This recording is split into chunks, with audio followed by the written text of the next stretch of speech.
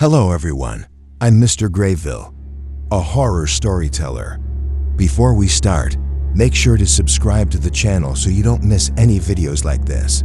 Now, let's begin. I remember the exact moment we stepped off the boat, the heat, the brightness, the way the air smelled like sunblock and jasmine. My wife Nicole squeezed my hand and grinned, the kind of grin I hadn't seen in months. The brochure hadn't lied. The island was as pristine and tranquil as promised. We'd booked this trip to reconnect, to escape the suffocating routine that had crept into our marriage. Just the two of us, 1 week, no phones, no work. The resort was perched on a secluded strip of sand, with bungalows spaced far enough apart that it felt like we had the whole island to ourselves. As we checked in, the receptionist smiled politely and said, "You're one of the last couples to arrive." It's a quiet week. I didn't think much of it at the time. Nicole commented on how peaceful it was. I remember saying, "Almost too peaceful." I meant it as a joke. But I've thought about that sentence every day since we left. The first full day felt like something out of a dream. Warm breeze, calm sea, impeccable food.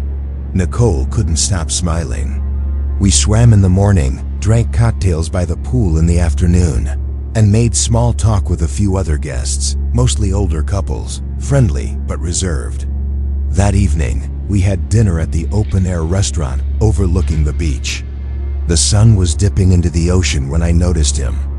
A man sitting alone at the far edge of the deck, dressed in light linen clothes, with a wide smile frozen on his face. He wasn't eating, just sipping something clear, like water or vodka. At first, I thought maybe he was waiting for someone, but no one joined him. He just kept sitting there, smiling, not looking at anything in particular. When I asked our waiter who the man was, his expression tightened for a second before returning to neutral. "Just another guest," he said, quickly changing the subject to dessert. Nicole didn't notice, but I did. And I'd see that same smile again, exactly the same. By the third day, I started noticing it wasn't just one strange moment, it was a pattern. Every time we went somewhere on the property, the man was there. Always alone, always dressed the same, always with that unblinking smile. Nicole said I was imagining things. Maybe he's just a quiet type, she shrugged. Some people come to places like this to be alone. Maybe, but he wasn't alone in a normal way. He didn't read, didn't listen to music, didn't even look at his phone. He just sat, still, watching, or not watching, I couldn't tell. That afternoon, we were in the pool when I saw him sitting under a palm tree, facing the water but staring into the distance. Later, at dinner, he was at the bar, the same seat, same drink, same posture. And this time, he raised his glass toward me. I didn't react. I just kept eating, pretending not to see. But my appetite was gone. After dinner, I walked back to the bar alone while Nicole returned to the room. I sat one seat away from him. I wanted to ask who he was, what he was doing. But when I turned to speak, the stool beside me was empty. He'd vanished. No footsteps. No sound, just gone.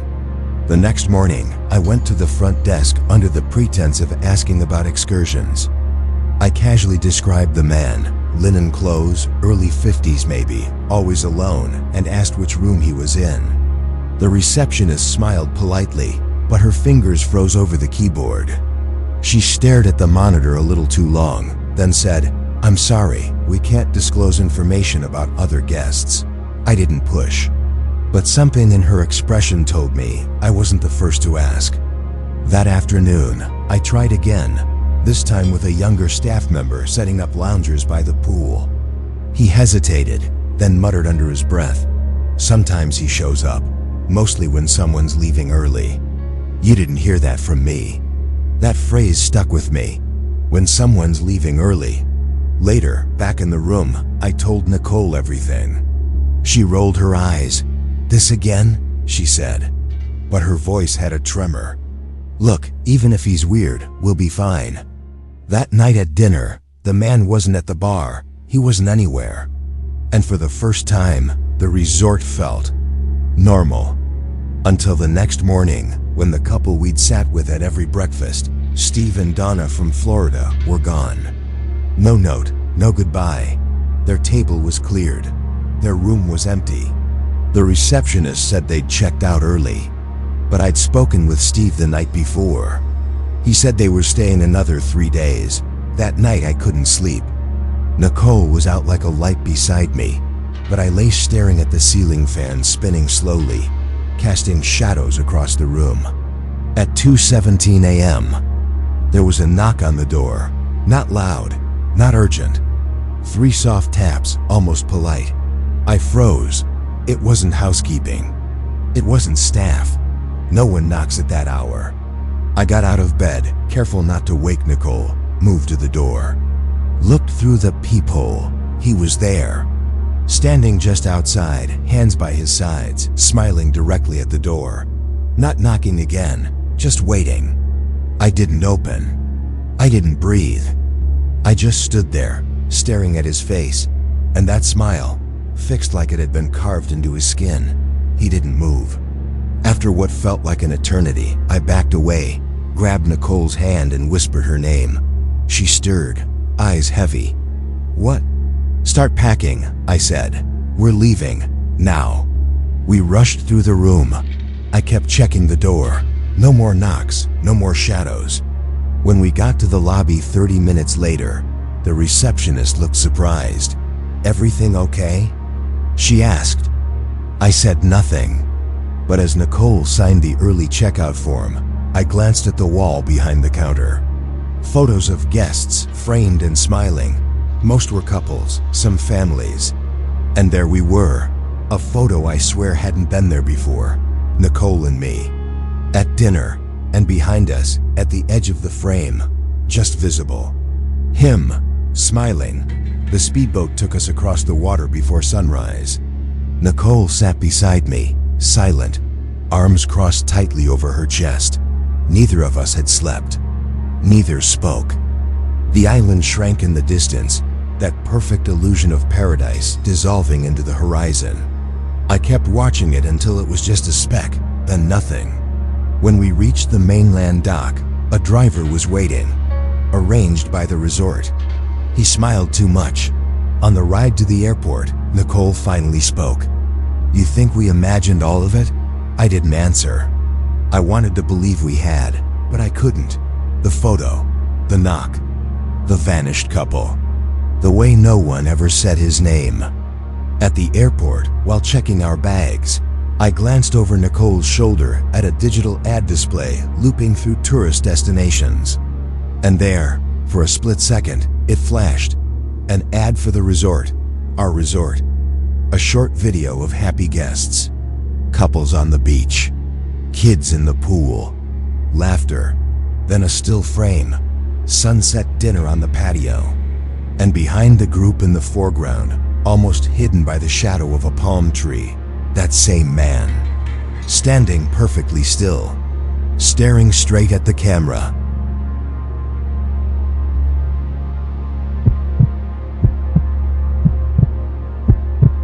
I had been driving for hours when the dizziness started to creep in.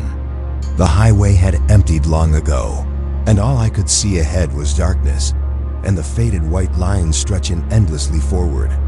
I wasn't even sure what state I was in anymore. Just miles and more miles. Around 2:40 a.m., I saw the sign, motel to 1 mile ahead. No franchise, no brand, just the word motel in flickering red neon. I didn't care. I just needed sleep. The parking lot was empty, except for a pickup truck with its hood open and a single orange light glowing above the office door. The building looked like it hadn't seen renovation in decades, but it was open, and that was enough. Inside the office, the man behind the counter didn't greet me.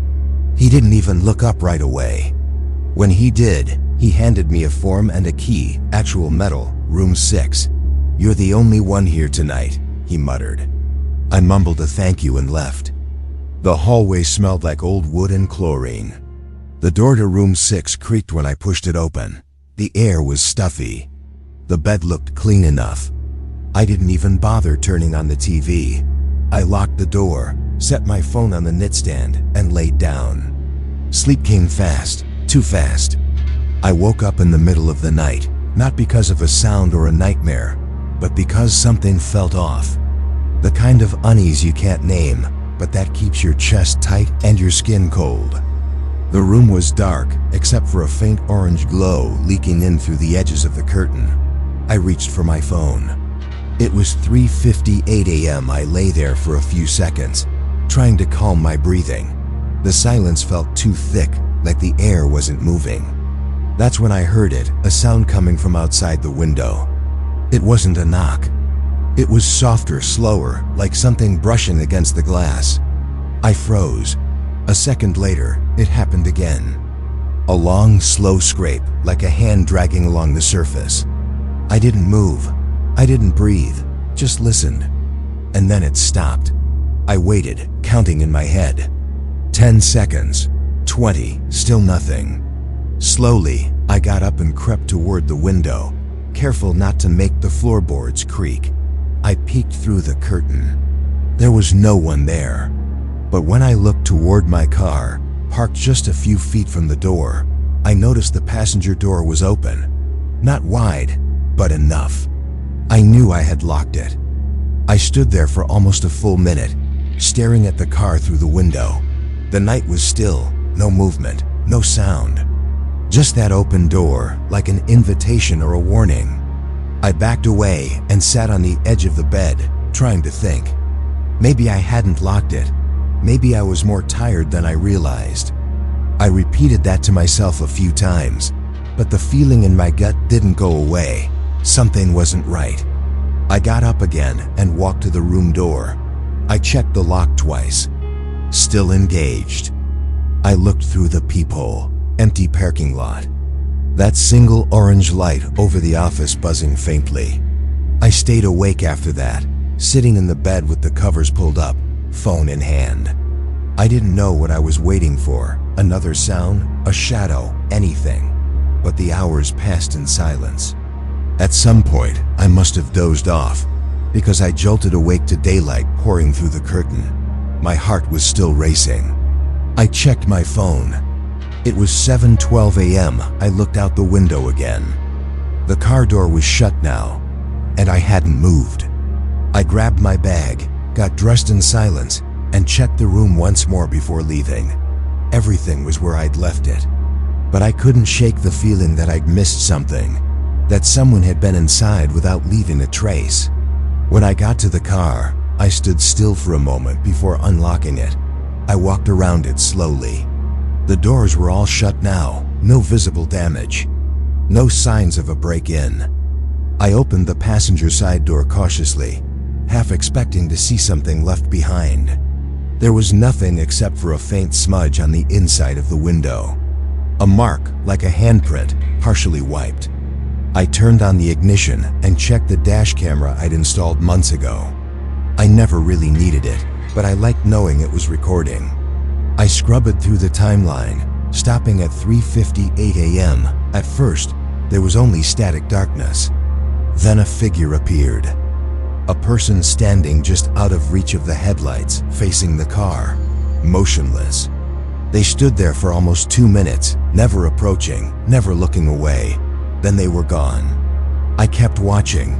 About 10 minutes later, the camera triggered again. And this time, I saw someone inside the car, in the back seat. While I was sleeping in the room, I left the motel semi-consciously, like I was moving through water. I didn't check out. I didn't even look back.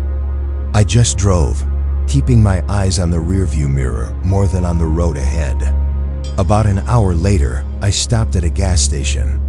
I needed coffee, needed to breathe, needed to convince myself I was overreacting. In the restroom, I splashed water on my face and stared at my reflection for longer than I should have. When I got back to the car, I hesitated before opening the back door. There was nothing there. No signs of anyone. No bags, no belongings, just the faintest outline of something greasy on the window glass. I wiped it with my sleeve, trying not to think. Back on the road, I promised myself I'd forget it. I wouldn't tell anyone. Just get home, delete the footage, and never stop at another roadside motel again.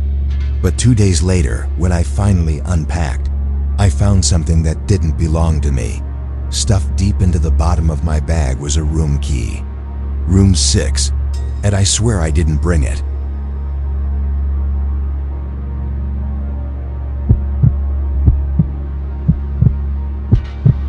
I rented the place because it was quiet. That's what I told myself. I didn't want resorts or umbrellas in the sand or screaming kids. I wanted silence, isolation. Something about being alone near the ocean felt like a reset button. I'd been burned out for months, work stress, the city noise, too many people asking for things I didn't have energy to give. So I booked the house for a full week, off-season, no neighbors, no distractions. It was the kind of beach town that only exists in the gaps between summer crowds. The shops were closed. The streets were half flooded from last week's storm. I passed a stray dog limping across the boardwalk and a gas station that hadn't updated its prices since last year. But the house itself was perfect.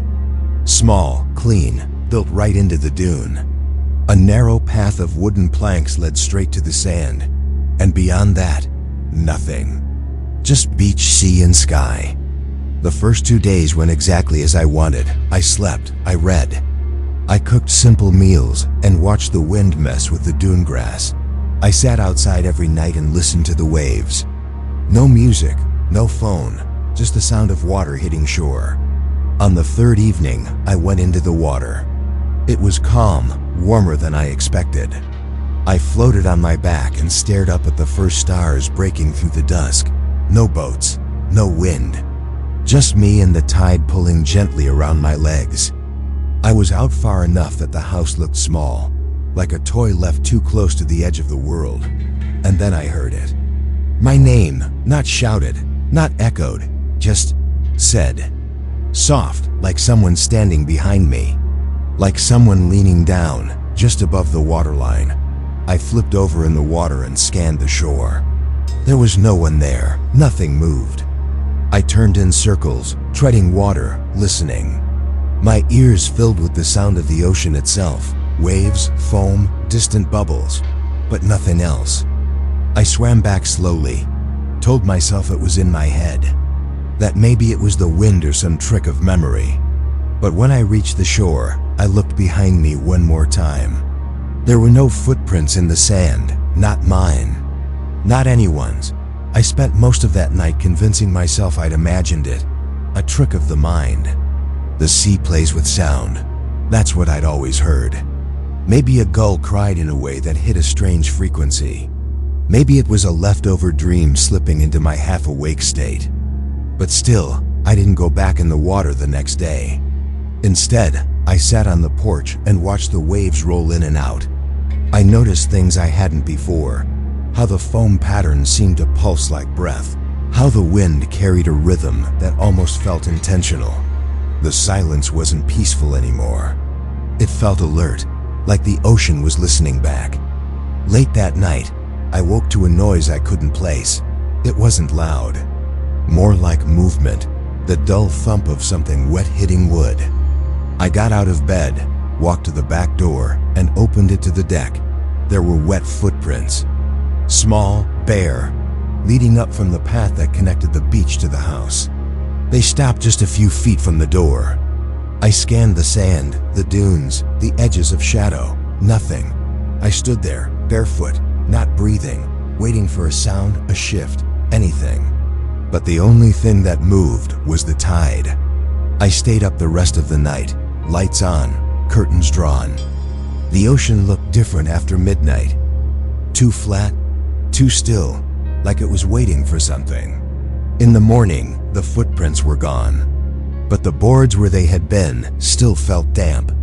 The following day, I walked along the shoreline for hours, trying to make sense of everything. The sky was clear, the sun was out, and the water looked harmless. Tourists would kill for this kind of peace. But the more I looked at the sea, the more I felt like it was looking back. I avoided the water completely. Didn't even get close enough to let it touch my feet. Around noon, I saw someone far down the beach, a figure standing still. They were too far away to make out any features, but something about their posture felt wrong, like they weren't enjoying the view, just watching. I raised my hand to wave. They turned and walked into the dunes. I walked in that direction for almost 10 minutes, but when I reached the spot, there was no one. No footprints either. The wind erased everything quickly, but not that quickly. I checked my phone, no signal. That night, I set up my phone on a tripod inside the house, angled toward the deck and the beach path. I didn't expect to catch anything. Honestly, I hoped I wouldn't. I left the lights off and went to bed early, but didn't sleep. At some point after 2 a.m., I heard the boards creak. I stayed frozen in bed, eyes wide open. In the morning, I reviewed the footage. At 2:13 a.m., something came into frame. It wasn't clear, but I saw movement, a figure stepping onto the deck. It paused, turned toward the door, and stood still. Then it leaned forward, closer to glass. I paused the frame. The shape and the reflection wasn't mine. I didn't leave the house the next day. I kept the curtains closed, moved quietly, and jumped at every creak in the floorboards. I downloaded the footage and watched it again, frame by frame. The figure on the deck wasn't a stranger. Not really. It looked like me, the same build, same clothes I'd worn that day. But there was something wrong with the posture, the way it moved, like a puppet copying human motion. It didn't try to open the door. It just stood there, watching, leaning in, as if it was trying to remember how to be me. I checked the locks 5 times that night, placed a chair under the handle, left a knife on the bedside table. The ocean outside was louder now. The waves hit with weight, like they wanted in. I barely slept. Every sound made me hold my breath. At one point, I thought I heard footsteps inside the house, but when I got up, everything was still in place. I told myself I'd leave at first light. But when the sun came, I didn't move.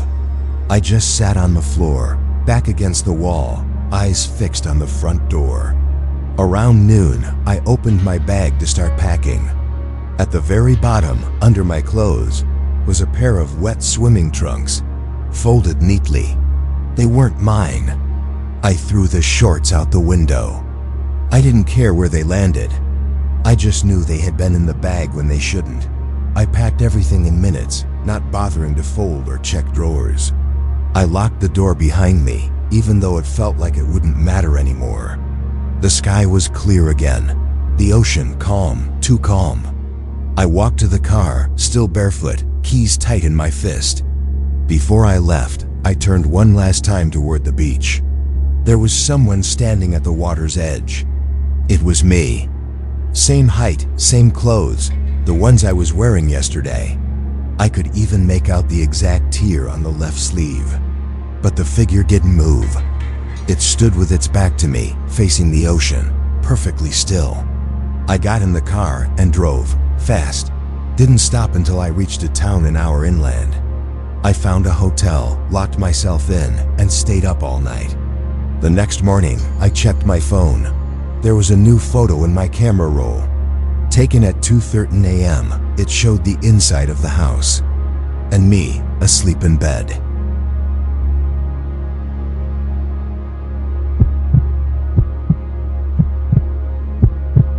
I left my sister's place a little after 10 p.m. I hadn't planned to stay that late, but time slips when you're around family. Long stories, food that keeps coming, hugs that make it hard to say goodbye. By the time I got in the car, the highway was nearly empty, and I had about a 2-hour drive ahead of me. It didn't bother me. I liked night driving. Something about the rhythm of the road, the darkness outside the windows, the low hum of the engine.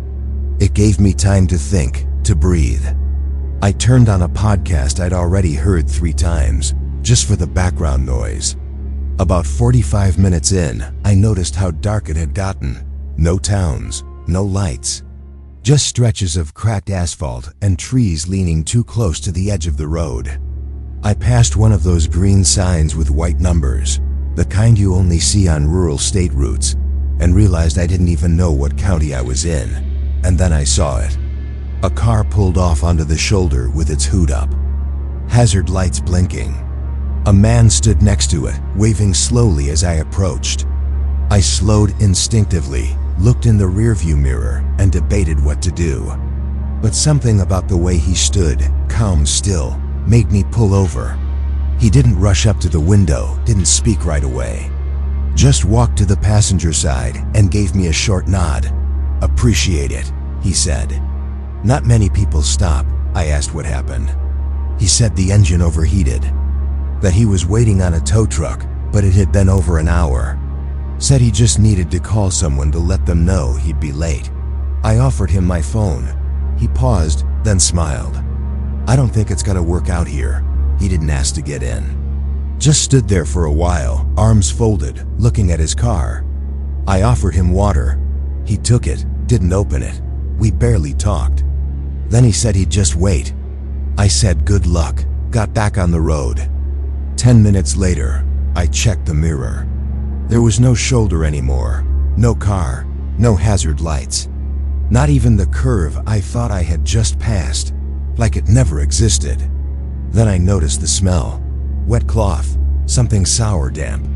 I turned off the AC, cracked the window. That's when I heard a soft thump. I glanced at the back seat. It was empty, but the middle seatbelt was stretched across, buckled. I pulled over hard, jumped out with my keys gripped tight. I checked the back seat. No one. But there was a footprint on the floor mat. Muddy, fresh, passenger side. I didn't drive right away, just stared. The footprint was real. I hadn't stepped in mud. I hadn't stopped. I opened the trunk. Nothing. Glove box, under the seats. Nothing. But the air inside smelled worse. Like something had been sitting in there for hours. I got back in, locked the doors, and kept driving. About 30 minutes later, I spotted a gas station. Lights flickering, no cars. One guy behind glass. I pulled in, filled the tank, used the bathroom. I was gone 5 minutes at most. When I came back, the passenger door was open. I had locked it. The seat was pushed back slightly. Interior light on, and on the dashboard was my phone. The screen was on. Recording. The timer said 12 minutes. I sat in the driver's seat and stopped it, rewound to the start. The first part was nothing, just the inside of the car, creaking noises. But then there was breathing. Not mine, slow, wet, close to the mic. Then a voice, whispering. It said my name, twice. Then silence. The recording had started while I was inside the station. There was no one else in the car. No one who could have started it. Unless they never left. I looked in the mirror. The back seat was empty, but the middle seatbelt was still buckled. I unbuckled it and drove. I didn't know where I was going. Just away. The roads were empty, lined with trees, no signs of life. I kept checking the mirror. Never saw anything. But the feeling didn't stop. I wasn't hearing things. I was feeling them. Something was behind me, not moving, just there. I stopped at a motel just before dawn. One of those roadside places where you park in front of your room. I locked the car. Took nothing with me, didn't shower, didn't sleep. Just lay on the bed with my phone on the nightstand. Around 4:40, I heard my car start. I hadn't touched the keys. I ran to the window. The car was still in the same spot, but the dome light was on, and the rear passenger door was wide open.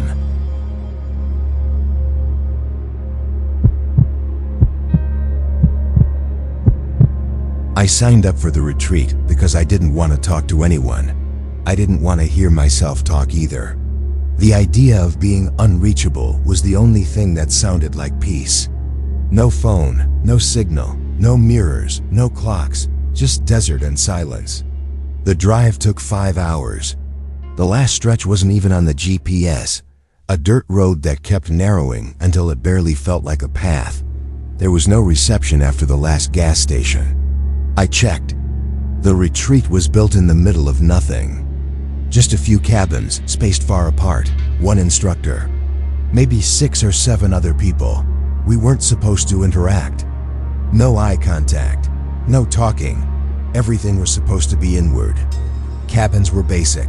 Bed, desk, window, no power outlets. The bathroom was in a separate structure outside. Meals were left once a day near a central tent. You weren't supposed to ask questions. My cabin was number 7, the farthest one from the trail. That night, I lay in bed and let the silence hit me. Not just quiet, total absence. No distant cars, no neighbors, no buzz from a refrigerator. Just wind, soft and dry, passing through the walls. I fell asleep. Sometime in the middle of the night I woke up. No reason, just opened my eyes.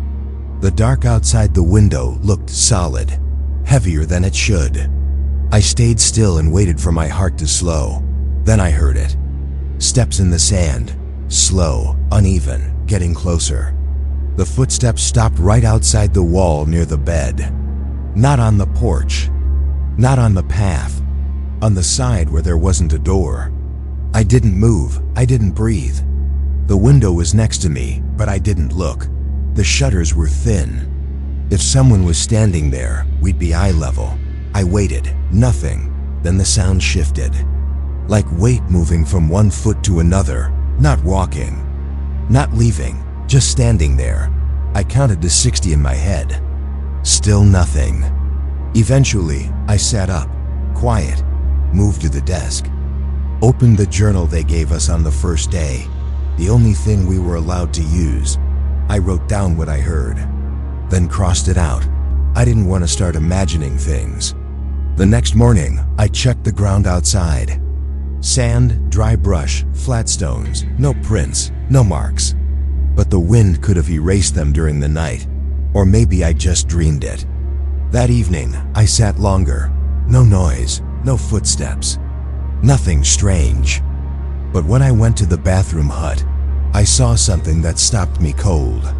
On the mirror, drawn in a thin line of dust, was a word. Listen, I hadn't touched that mirror. I wiped the mirror with my sleeve. The word disappeared, but the cold feeling in my chest didn't. There was no one around, no one to tell, no one I was allowed to talk to. I stood there for a long time, holding the door, waiting for something to move. But the desert was still. That kind of still where everything feels held in place. I walked back to the cabin, slower this time. Looked over my shoulder more than once. I didn't see anyone. That night, I left the lamp on. They told us not to set even small lights, ruined the immersion. I didn't care. I stayed awake as long as I could. Nothing happened, no sound, just wind brushing across the roof. Sometime after midnight, I must have drifted off. I woke up again. This time, the window was open. Just a few inches. Enough for air or something else. I didn't remember opening it. I wouldn't have, not out here. There was no noise, no footsteps, just that same silence, stretched too thin. I sat there and stared at the gap in the window. I don't know how long, but before the sun came up, I shut it and locked it. In the morning, the journal was gone. I searched the entire cabin. Floorboards, under the bed, outside near the steps. The journal wasn't anywhere. It wasn't just missing, it had been taken. Later that day, I broke the rules and walked toward the main tent. I didn't care about silence anymore. I just wanted to see someone, a face, anything human. But the tent was empty. No staff, no food trays, no notes. I looked at the other cabins. All their doors were closed, no movement. Not even distant footsteps on gravel. I stood there for a few minutes, scanning the desert for any sign of life. Nothing. When I got back to my cabin, the door was slightly ajar. I knew I had locked it. Inside, the journal was on the desk, closed, undisturbed. But when I opened it, the pages weren't mine. The handwriting wasn't mine. There were lines written in short bursts. Not full sentences, not thoughts, just fragments. Cabin 3 hasn't moved. It's walking around again. Don't speak, it listens. Who is in my bed? Day 6? Day 7? There were no names. No dates. Just that last line underlined 3 times. You should have left yesterday. I packed my things in under 5 minutes. I didn't fold anything. I didn't even check if I had everything. I just threw my bag over my shoulder and left the cabin. No one stopped me. No one saw me. I walked to the gravel lot where we left our cars. Dust blew over the hoods. Most of them were parked exactly how I remembered. Mine was at the edge, near the brush. The back door was open. I hadn't left it that way. The front seat was pushed back farther than I usually kept it. The glove box was open. My water bottle was empty on the passenger side floor. Everything felt like it had been moved slightly. Not stolen, just touched. I got in and started the car. No hesitation. No second thoughts. Halfway down the dirt road, I stopped at the gate we passed when we first arrived. There was a small wooden shed where the check-in books were kept. I got out and opened the logbook. Flipped through to find my name. It wasn't there. No initials. No signature. But someone had signed the checkout sheet this morning. In my name, and the time was wrong. It said I left an hour before I woke up.